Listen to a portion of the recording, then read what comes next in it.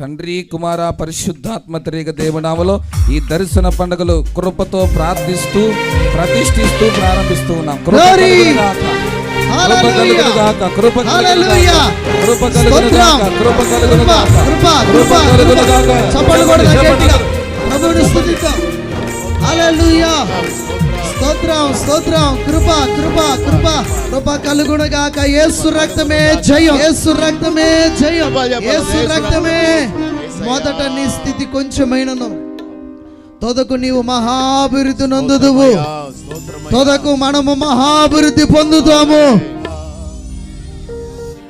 సియోను సింహ స్వప్నమా నా యేసయ్యా, అణువణువున పలికించావు నీ స్వర కల్పనలు.